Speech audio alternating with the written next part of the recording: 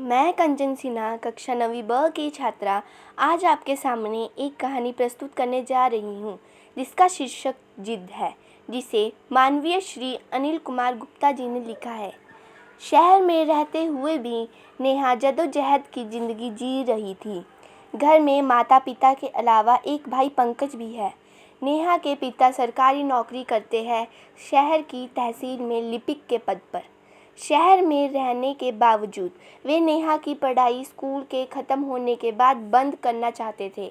आए दिन की घटनाओं से वे नेहा को लेकर चिंतित रहते थे। पंकज अभी कॉलेज में बीटेक की पढ़ाई कर रहा है। नेहा का 12वीं का परीक्षा परिणाम आ गया है। बहुत ही अच्छे अंकों से उसने परीक्षा पास की। घर में सभी परीक्षा परिणाम से खुश है। शाम को पिताजी दफ्तर से लौटे तो नेहा ने आगे की पढ़ाई जारी करने के बारे में पूछा।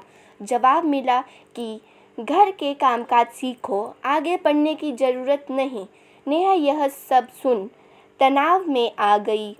अब वह गुमसुम रहने लगी, पर उसने अपनी जिद नहीं छोड़ी। घर में आए दिन झगड़े होने लगे। नेहा की एक सहेली थी प्रिया, जो कॉलेज की पढ़ाई कर रही थी।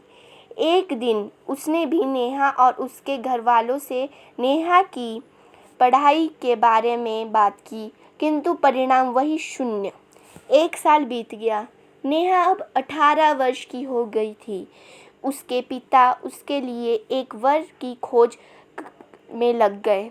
जो भी रिश्ता आता पहले तो लड़का हाँ कर देता, फिर 2 दिन बाद ही शादी से मना कर देता।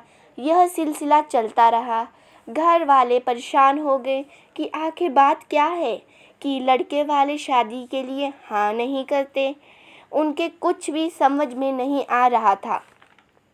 एक दिन अचानक एक और रिश्ता आता है।